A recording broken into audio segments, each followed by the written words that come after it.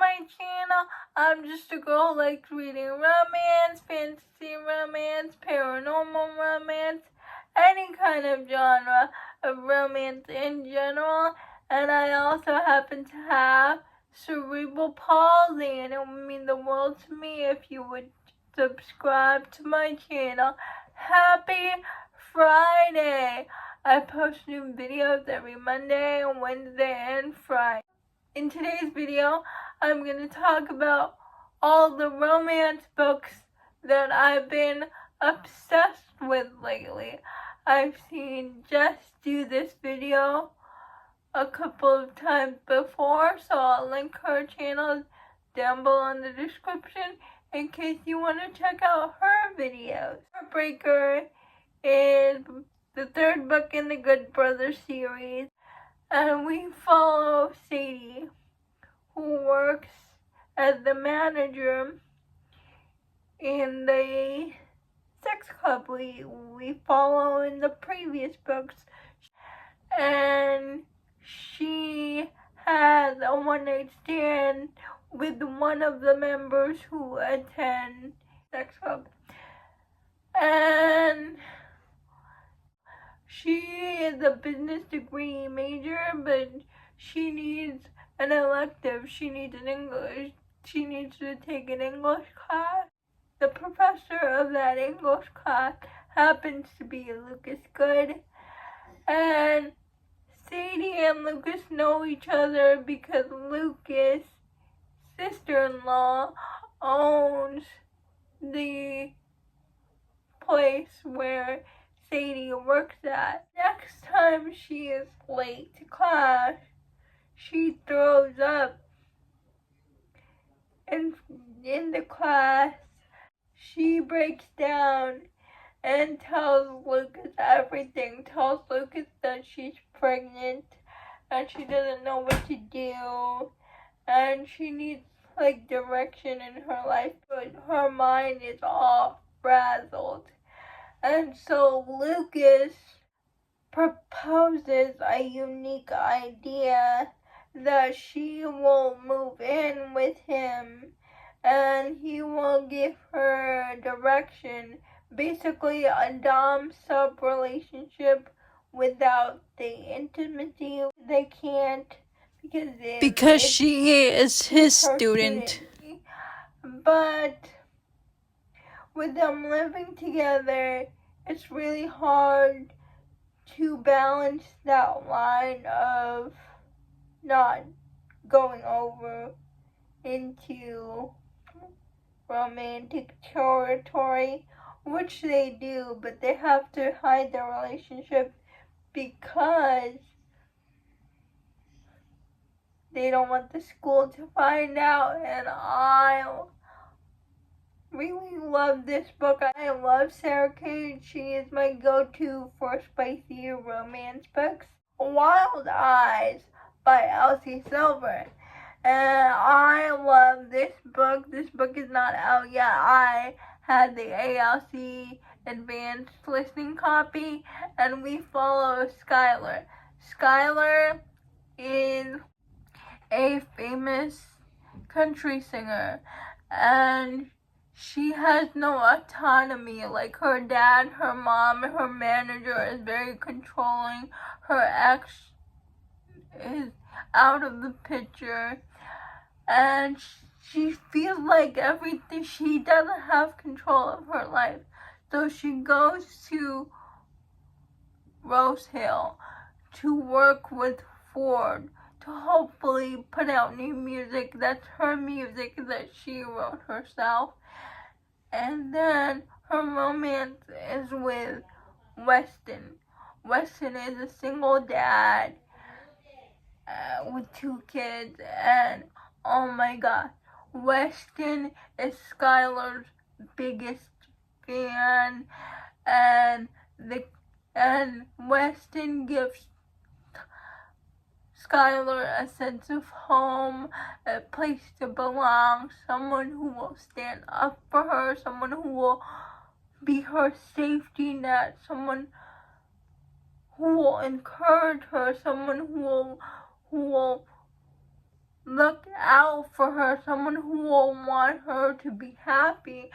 And the way she bonds with Weston and their romance, and the way she bonds with Weston's kids, Emmy and Ollie, it's just so cool. Emmy is a Spitfire. Ollie is just the sweetest, shyest little boy. But his relationship with Skylar, he encourages her to write music. When he helps her write music, it's just so beautiful. Highly suggest, if you're going to read Wild Eyes, please read the audiobook, because two narrators, Teddy Hamilton and Savannah Peachwood, but when Skylar sings, a professional singer, I don't know the name of the singer, but when she performs the songs that Skylar sings, it's so good. And I love this book. I'm an Elsie Silver fan. I'm a stan. I'm an ambassador. I love Elsie's books. The Playbook by Rebecca Genshak. Brogan, I forget the heroine's name. But the heroine gets, she's in her apartment, but she has this P.O. box. And she keeps getting women's lingerie and women's perfume and women's letters addressed to this guy named Brogan Six. She goes to the nightclub with her best friend and roommate, and she meets Brogan Six at this nightclub, the one whose fan mails are addressed to him. And she's like, you should really change your P.O. box. I'm tired of getting women's underwear in my P.O. box. You should have told him you moved. And she calls him out in front of his friends and then she leaves. But since then, Brogan becomes so sorry and feeling bad about what happened, and so he starts writing letters to her saying he wants dinner to apologize for the inconvenience he placed her with. But the heroine keeps turning Brogan down. One day they happen to be at that same nightclub again, and the heroine's ex, who is going to be her brother-in-law, because her ex's younger brother is marrying her younger sister, and he's there with his current girlfriend. And so she pretends that Brogan is her boyfriend in front of the ex-boyfriend.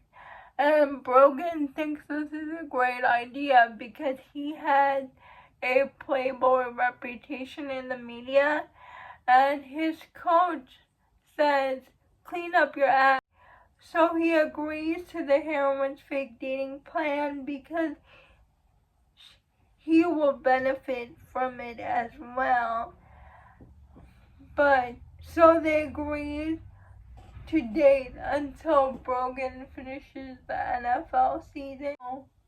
They start fake dating, but eventually it turns real. They confess their feelings, and they say they want this relationship to turn real. There is no third act breakup, and I loved it.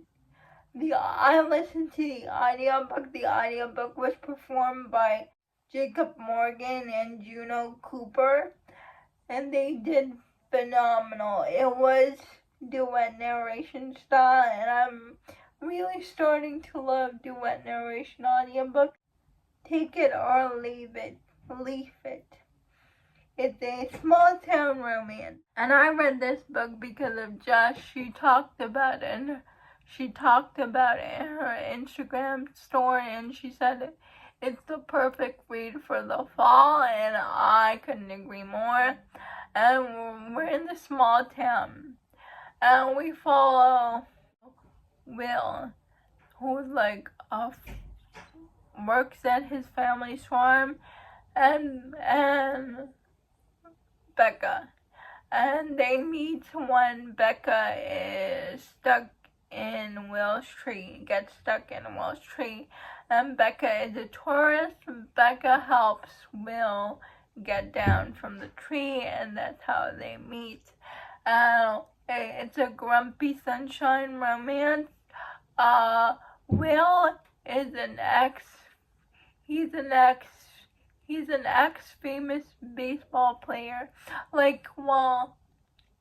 We just got drafted to the major leagues, but he, at the start of the season, he injured himself, and he could no longer play baseball anymore, so he goes back to his hometown. But after that incident, Will pushes everyone away because he doesn't want to be reminded of his baseball career. But Becca, with her sunshine personality, she gets Will to open up. And as they spend time together, Will realizes that he still loves this town. And Becca is here in town because her family is terrible. She's dealing with the loss of the person really important to her, like a grandmother figure. Like, her parents are in and out of jail, her sister's in and out of jail, so she never known a sense of family. She never known people that actually cared for her until she spent time in this small town and spent time with Will and his dog. And I love Becca and Will together. This was so good, but also surprisingly emotional. I loved it. It was my first book by Lainey Hatcher, and I will read more books from her in the future because this book was really good. And The Fake Mate by Lana Ferguson. And the first person I heard talk about this book was Christy, from my friend Christy from Christy Reads a Lot. And she loved Lana Ferguson, so I decided to listen to the audiobook, and I loved it. And we fall in the hospital setting Omegaverse, and to get her grandmother off her back, she tells her grandmother that she's dating someone, and the name she can think of is Noah, who's another doctor at the hospital. And so when Noah is at the break room, she tells Noah her situation and how she needs a fake mate to get her grandmother off her back. And this is perfect timing for Noah because Noah is an alpha, and he's taking suppressants because people have terrible notions of alphas, that they lack control, that they cannot control their urges, that they're dominant, and they use their alpha power for whatever reason. And so the hospital found out his alpha designation. Someone told the hospital what he was trying to keep a secret. So if Michaela or Mac agrees to be his fake mate, the doctors will see that what they believe about Alfred is not true, so he agrees to this fake mate relationship, this fake dating relationship. But eventually, since they're pretend to be mated, Noah comes off the suppressants, and his alpha scent becomes very appealing to Mac, and she is an Omega, and they had this no physical intimacy relationship in their fake dating ruse, but they cannot help but succumb to each other's scents, and so this fake mate turned into a real mating bond, and I loved it. The audiobook was great. This was a great beginner Omegaverse book, and I loved it. Those are all the books I've been obsessed with lately. Please let me know if you have read any of these books. I would love to know. Please like, comment, and subscribe to my channel. That would mean the world to me. Liking this video would help me out a lot. And I'll see you Monday. Bye!